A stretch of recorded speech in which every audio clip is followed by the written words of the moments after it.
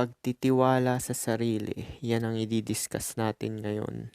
So bakit kailangan mo talaga magtiwala sa sarili mo? Kasi nga self lang yung kasama mo hanggang kaduluduluhan. Tatandaan mo yan parati. So self lang talaga kasama mo. At sino yung self na yan? Si God, 'di ba? Lagi kong paulit-ulit na sinasabi. So ito yung principle niyan. Pagtiwala sa sarili, self-trust bilang core principle ay isang fundamental na paraan ng pag-iisip at pamumuhay kung saan umaasa ka sa sarili mong judgment, kakayahan at desisyon kahit hindi perfect ang outcome. Well, kasi 'di ba nga subjective ang reality. Wala naman talagang irrational na decision. Kasi nakaprogram nga tayo sa self-interest, 'di ba? So self-interest lang natin mahalaga. Kahit yung tingin natin sa ibang tao na irrational yung ginagawa nila, para sa kanila may benefit sila doon. Subjective kasi yung reality. So kahit pa paano, magtitiwala ka pa rin sa decision mo. Now, magkakatalo na lang to kung binebetray mo yung sarili mo. Ibig sabihin na impluwensyahan ka lang pero hindi mo kagustuhan. Meaning yung mga ginagawa mo, iniisip mo. Tsaka yung nararamdaman mo, labag sa kalooban mo. Ayan. Hindi ito simpleng may confidence ako. Mas malalim ito. Tingnan mo deep talaga tong pagtitiwala sa sarili. Kaya ko magdesisyon, magkamali at matuto nang hindi nawawala ang tiwala ko sa sarili. Oo nga, kasi kahit naman na, kunwari, hindi mo nakuha yung gusto mo, 'di ba? Dahil nagdesisyon ka na gawin yung bagay na yun is para pa rin talaga siya sa ikakabuti mo. Kasi parte nga yun ng desisyon mo tsaka action na ginawa mo, 'di ba? Kaya yung mga tao, pagka yung nadidepress tapos sabay nanghihinaan ng loob dahil sa desisyon nila, dahil hindi nila nakuha nila gusto nila, 'di ba? Hindi naman ganun yung buhay, 'di ba? 'Di ba sa buhay, lahat ng action mo tsaka desisyon mo is may pros and cons. So dapat kung kaya mo matanggap yung pumabor sa'yo, dapat matanggap mo rin na hindi pumabor sa'yo, 'di ba? Tsaka magtitiwala ka sa sarili mo. So, kaya ko magdesisyon, magkamali, matuto nang hindi nawawalan tiwala. Ano ang ibig sabihin nito sa core level? Ang self-trust ay nakabatay sa tatlong pangunahing paniniwala. Tiwala sa sariling pakiramdam. Naniniwala ka na valid ang nararamdaman at napapansin mo. Halimbawa, ito yon yung gut feeling. Galing kasi yan sa self mo or tinatawag nating awareness of your being or God.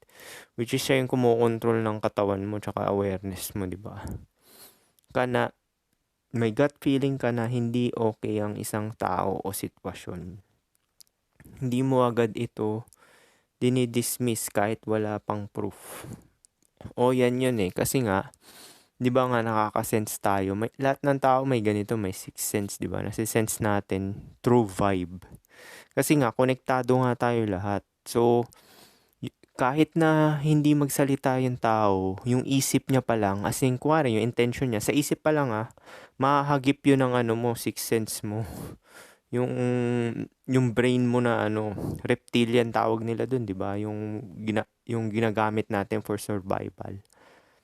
Yung naghahanap ka ng threat. So, magigets talaga ng katawan mo yan. Na parang off tong tao na to, kahit mukha siyang friendly, palatawa, palabat Kaya nga paniwalaan mo yung gut feeling mo Ibig sabihin, magtiwala ka sa sarili mo, which is yun nga, magtiwala ka kay God. Kasi si self yun Kaya nga wala talagang, tama or mali na desisyon kung tutuusin nabanggit ko na to Kuwari, sinisisi ka dyan, ba't mo nagawa yan? Kasalanan ni God. Siya yung nagtulak sa akin. Siya yung nagtulak sa akin para gawin yan. Kahit yung mga nakagawa ng krimen. 'Di ba? Kasi nga si God, wala siyang pakialam sa good and evil. Hindi naman ginawa yung buhay ng good lang. Ginawa niya rin yung evil. So, subjective talaga reality. Wala ngang good and evil, 'di ba? Perception lang yan, 'di ba? Pero alam natin siyempre dahil meron tayong wisdom, alam natin talaga yung physical is puro limitasyon nga. Which is sa Gnostic sinabi na nila yan na evil. Actually yun yung sa Bible. Dalawa kasi yung puno dun eh. Hindi to nabanggit sa mga sa mga Christianity. Merong isa, tree of fruit of life. Merong isa na tree fruit of knowledge. So, yung kinagat nila yung isa sa tree fruit of knowledge kasi 'di ba yung nandun sila sa sinabi ni God, ito lang kakainin mo prutas dito sa tree fruit of life. Kasi hindi ka magkakaroon ng limitasyon or ng mamamatay or something na ganun. So, kinain niya yung tree fruit of knowledge. Sabay kumain sila doon, yung apple ng fruit of knowledge, yun, nagkaroon sila ng gnosis. Nalaman nila na may good and evil pala. So, yun yung sinasabi natin, di ba? Hindi ito paranoia, ito ay awareness sa sarili mong perception. So number 2, tiwala sa sariling desisyon. Alam mo na walang perfect na choice pero kaya mong pumili at panindigan ito. Kasi mararamdaman mo yan eh. Kasi nga, yung tingin mo na makakabuti sa'yo is mararamdaman mo. Tingin ko dito ako magaling, dito ako malakas. Tingin ko gagana tong plano ko. Tingin ko ito talaga yung best para sa akin. Kaya nga pagka mga hihingi ng advice, actually, or suggestion, hindi ka na dapat magbigay sa ibang tao eh. Ibalik mo na lang sa kanila, di ba? Unang-una, baka masisi ka pa. Pangalawa, sila lang din talaga makakaalam sa sarili nila dahil alam nila yung kalakasan nila, kahinaan nila. Di ba? Yung mga nagtatanong ng mga advices, mga lang yan eh. Ayaw nila i-take yung blame sa sarili nila pag pumalya. So parang maninisi lang yan o pagka nag-fail sila, di ba? Okay lang sana humingi ng mga advice sa mga, kunwari, mga same mo ng ginagawa, may matututunan ka rin, di ba? Pero yung kung life decision talaga, tama ba tong gagawin ko na ganito? Kunwari sa content, pwede ka humingi ng advice kung paano yung ginawa yung ganyang bagay. Okay lang yun. Kasi nga, ginagawa mo naman na yung content eh. Gusto mo lang matuto pa. Pero kung yung life decision making, huwag kang magbibigay ng advice, masisisi ka lang. Tsaka yung tao na ganyan is takot lang sa responsibility to self. Alam mo na walang perfect na choice pero kaya mong pumili at panindigan ito. Pumili ka ng option A. Kung may mali, aayusin mo later. Hindi ka natigil sa what if I choose wrong. Kasi naman to depende to sa perspective eh. Kasi nga 'di ba? Kagaya nga ng sinabi ko kanina, kada action is may pros and cons talaga. So actually wala rin naman talagang failure kung iisipin mo, 'di ba? Kaya hindi mo na kailangan i-compare yung sarili mo sa ibang tao kasi yun nga, parte yan ng buhay. Ang focus dito decision plus learning, hindi perfection. Kasi actually kung nagising ka ng ganito, parang illusion din yung choice eh, 'di ba? Yung kunwari yumaman ka man, well, hindi ka naiiba sa mga ibang tao na average or mahihirap. Or kung mahirap ka naman, hindi ka rin naiiba sa mayayaman. Pareho lang kayo nasa katawan, which is magsusurvive lang din, di ba? Tsaka yung experience na material things is medyo illusion din siya kung titingnan mo eh. Well, ganun kasi glamour eh, di ba? Marami ng mga philosopher tsaka mga niyan eh, mentor na nag-glamour ng ganyan material things. Tiwala sa sariling kakayahan mag-adjust. Actually, distraction nga lang talaga yun eh. Kasi nga, ang main core talaga ng biology, survive lang. So, yung comfort tsaka entertainment, distraction yan. Tiwala sa sarili kakayahan mag-adjust. Ito ang pinaka-importanting layer. Kaya nga maganda nasa neutral kayo, focus lang sa sarili. Kasi kung nag-fail ka, okay, readjustment, calibration, tapos porso na naman, O kung ayaw pa rin talaga, o di ibang venture na. Kahit magkamali ako, kaya kong ayusin ang sitwasyon. Dito nagmumula ang tunay na lakas ng loob. Tawag dito resilience eh. Kunwari nag-fail ka, hindi ka sumusuko or nag-quit na nagpapakalugmok. Tawag dyan resilience. Hindi ito pagiging laging tama. Mahalagang linawin, ang self-trust ay hindi pagiging matigas ulo. Hindi pakikinig sa advice, pagiging mayabang. Sa halip ito ay open ka sa input, pero ikaw pa rin ang final decision maker sa buhay mo. Oh, okay lang yan kung ikaw manghihingi ng advice, 'di ba? Yung mga ganyan. O meron naman din na hindi ka nanghihingi ng advice, pero pag nakikita ka, alam mo yung mga tao sa ano, alam ko may experience nyo to eh, lalo na sa trabaho. Merong mga tao na mamarunong, tuturuan ka ng kung ano-ano, 'di ba? Parang binabata ka, ganun. Hindi nila alam, pareho lang naman kayo nagtatrabaho diyan. Pero yun nga, medyo mahirap pagka ganito eh. Ano yung tawag doon? Seniority, parang ganun. Pwede kang makinig na lang, gray rock method, pero yun nga, may sarili ka namang paraan mo eh. Paano mo gagawin yung bagay, di ba? Kasi merong ibang tao na abstract thinker. Meron naman ibang tao na iba-iba talaga mag-isip yung tao. So, maaaring ituro niya sa'yo gagana sa kanya, sa'yo hindi gagana. Kaya nga kilalanin mo yung sarili mo eh. Self-trust nga, di ba? Ang titiwala ka sa sarili mo. Ang goal lang naman is similar goal. Kunwari sa trabaho, ang goal nyo is ganitong specific na bagay. Well, hindi na mahalaga yung paano mo ginawa yung bagay na yun, di ba? Kasi ang mahalaga is yung end result, di ba? Merong ibang mga tao, pakialamero masyado, di ba? Nakikialam ng ibang buhay. Ito yung tamang gagawin mo. Well, kung magagawa mo sa mas mabilis pa or ibang paraan, di ba?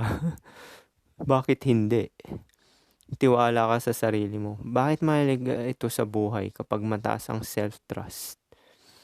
Mas mabilis ka magdesisyon.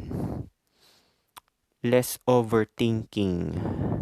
Alam mo bakit mas mabilis ka makapagdesisyon?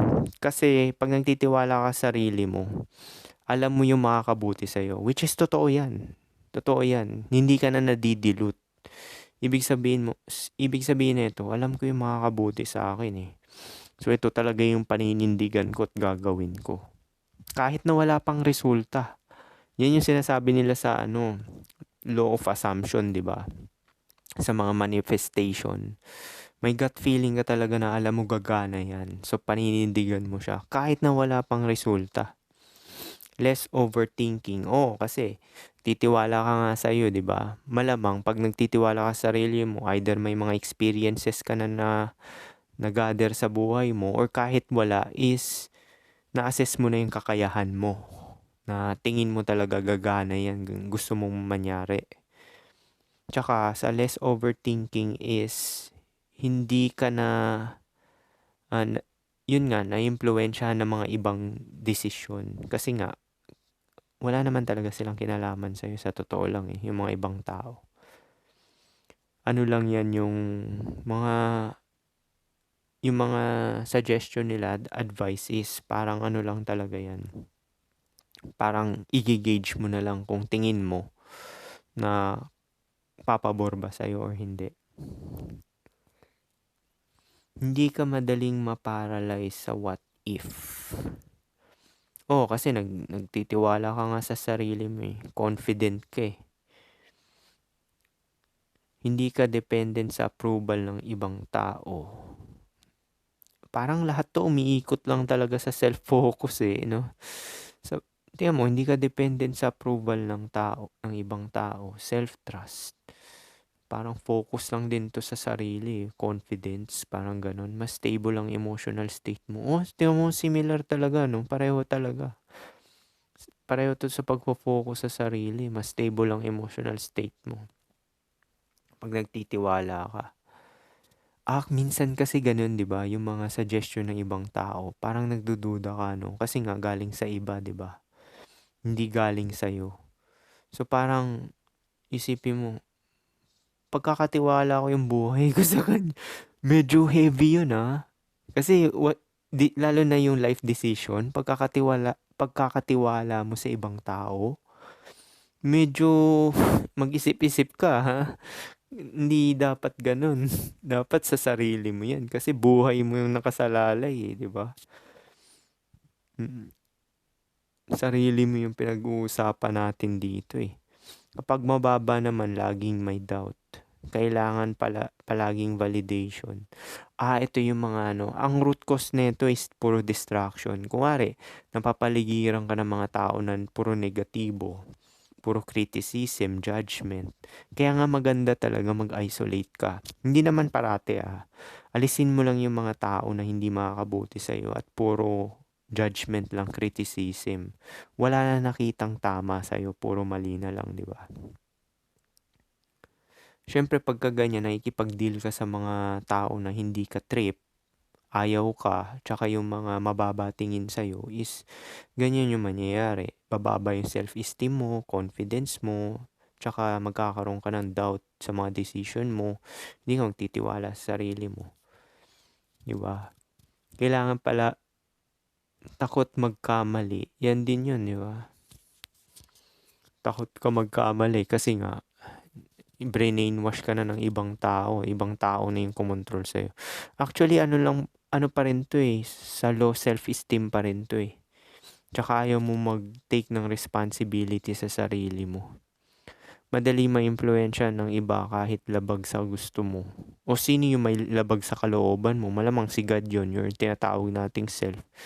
Kasi the more na nakikipag-deal ka sa mga taong ganun, yung may red flag, hindi ka trip, ayaw ka, mababa tingin sa'yo, dinidisrespect ka, is yun nga, yung kalooban mo, labag sa kalooban mo. Pero, binibetray mo yung sarili mo, di ba? Ganun yung nangyayari. Paano nabubuo ang self-trust? Hindi ito bigla ang mindset. Binubuo ito sa actions. Keep small promises to yourself.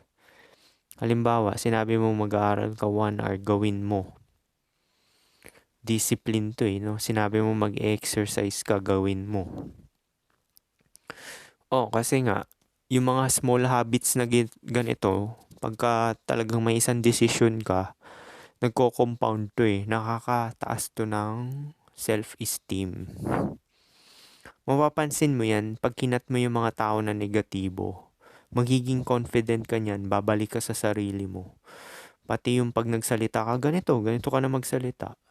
Kasi nga, kinat mo na yung mga tao nagpapababa ng tingin mo sa sarili mo di ba? Tsaka yung confidence mo. Sila nagbigay ng identity sa'yo, hindi ikaw. Kapag ginagawa mo ito, natututo ang isip mo, pwede akong pagkatiwalaan. Well, gagaling ka lang naman talaga dun sa mga gagawin mo pag nagtitiwala ka sa sarili mo, di ba? Kaya nga, iikot pa rin to sa talagang isang formula ko Pagpo-focus sa sarili at pagmamahal lang sa sarili. Kasi pagka ganyan, uncontrollable ka talaga. Kasi kung lumabas na yung red flag ng ibang tao, ikakat mo na. Tsaka magpo-focus ka sa sarili mo niyan.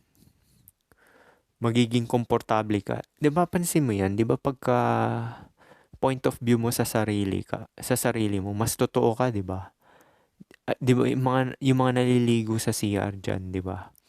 'Di ba may iba pa diyan kumakanta, sumasayaw. 'Di ba mas totoo ka sa sarili mo pag mag-isa ka? Yan yung sinasabi natin, yung parang confident ka tsaka nagtitiwala ka sa sarili mo. Tsaka pag point of view mo sarili mo, magiging best ka sa ginagawa mo kasi may focus ka niyan Gumawa ng desisyon kahit maliit, pagkain, schedule, daily choices. Dito nagkakatalo, marami talagang tao na yung lalo na sa pagkain. As in yung mga pagkain nila is parang pare-pareho. Ayaw nila yung parang magluto ng sarili nilang ingredients or putahe, ganyan. Gumawa ng sariling schedule, daily choices. Self-trust, nagtitiwala ka. Pag gumawa ka ng schedule, mag-i-stick ka dun, di ba? Tsaka yung mga daily choices mo, ibig sabihin mga routine na ginagawa mo. Huwag lagi pa-decide sa iba. Malamang kasi ikaw may timing ng katawan mo, di ba?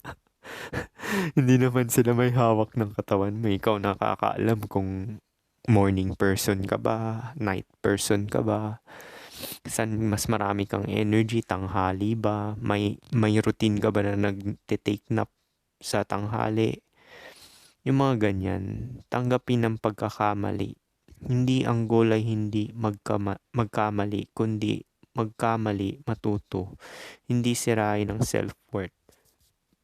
Well, actually, wala rin naman pagkakamali. Wag lang yun talagang sasadyain mo, as in parang hindi ka na talaga natuto, di ba? May mga tao na ganun talaga sinasadya eh. Kasi nga, ayaw nga nila mag-take ng responsibility. Kasi alam nila na may tao na sasalo sa kanila. Kaya, paulit-ulit na gusto magkamali, di ba? So, parang lumalabas, wala pa rin talaga silang tiwala sa sarili nila. Kasi, ginagawa nila yung mga bagay na ganun, na paulit-ulit na lang eh. Okay sana kung matututo ka. Tapos, syempre pag natuto ka, hindi ka na magkakamali. Iwasan ng constant validation seeking. Hindi mo kailangan tanungin lahat ng tao bago ka kumilos. Oo, kasi nga ikaw rin naman gagawa nung gusto mo eh, di ba? So, pag nagtatanong ka pa, nadidilot ka pa imbis na gagawin mo na lang, ang mangyayari niyan is parang na-impluwensyahan ka pa, magkakaroon ka pa ng doubt. Mas malalim na perspective, ang self-trust ay actually connected sa identity. Ito na naman, identity. Self na naman to. So, bago pa natin basahin, dun din to lalapag. Kung tingin mo sa sarili mo ay someone who can handle life, mas nagiging ganun ka talaga kumilos. Self-perception lang talaga to eh. Kung ano yung tingin mo sa sarili mo eh. Yung consciousness na character na pinili mo sa sarili mo. Kaya nga shinare ko yung ano eh. Actually, may clip ako dyan na mataas yung views eh. Siya yung nag-iisang mataas na views. Yung taasan mo ang tingin mo sa iyong sarili. Hindi ito sa pagiging arrogante. Nandun yun eh. Yun yung sinabi ko nun eh. Kapag hindi ka nagtitiwala sa sarili mo, nagiging reactive ka. Laging dependent sa external guidance. Yan, walang isang desisyon. Tapos, ibang tao na kumukontrol ng buhay nila. Kapag hindi mo kaya magdesisyon para sa sarili mo. Pag nagtitiwala ka, nagiging grounded ka. Mas controlled ang buhay mo. Kasi sarili mo na yung pinag-uusapan. Actually, wag mo nga pagkatiwala yung buhay mo sa iba eh, di ba? Meaning yung life decision. Pero kung yung sa mga safety, kunwari, yung ano ka ng rides, sasakay ka ng rides, di ba? Syempre, sila nakakaalam kung paano is kabit seatbelt. Di ba? Magtiwala ka naman sa akin. Di ba? Yung mga ganon. Pero yung mga life decision na, gawin ko ba to? Mag-business ba ako? Mag-empleo ba ako? Yung mga ganyan, mga ganyang katanungan is di na tinatanong sa ibang tao yan. Ikaw lang makakaalam yan. Ano bang tamang magpamilya ba ako, mag-anak? Well, katawan mo naman yan, di ba? Ba't mo pa itatanong sa ibang tao yan? Yung mga life decision, hindi na dapat tinatanong sa ibang tao yan. Ano i-pursue ko? Yan yung mga yan yung mga common na tinatanong eh. Kasi nga mostly ng mga tao hindi pa nga nila nakikilala sarili nila. Parang diluted pa sila sa distractions. Kala kasi nila yung buhay ay parang fantasy lang. Which is totoo naman talaga, illusion. Pero yun nga, kala kasi nila yung buhay is parang happy-happy, mga ganyan. Hindi nila nakikita yung side na meron palang survival. Now, tsaka pag tumanda sila, doon na lang nila malalaman na pera lang pala mahalaga at self-improvement. Doon na sila magdidesisyon para sa sarili nila, di ba? Kasi yung bata pa sila, malamang yung mga yan may inaasahan. Pero kapag wala nang inaasahan yung mga yan, doon na sila sasampalin ng katotohanan, 'di ba, na sarili mo lang talaga ang dapat mong pagkatiwalaan at tutulong sa iyo hanggang kaduluduluhan. Pagtiwala sa sarili, paniniwala na kaya mong pumili, magkamali at ayusin ang buhay mo nang hindi nawawala ang respeto at tiwala mo sa sarili mo. So yan yung self-trust. Magtiwala ka sa sarili mo. Kasi sarili mo lang talaga ang kasama mo hanggang kaduluduluhan. Paano? Yun lang. Peace.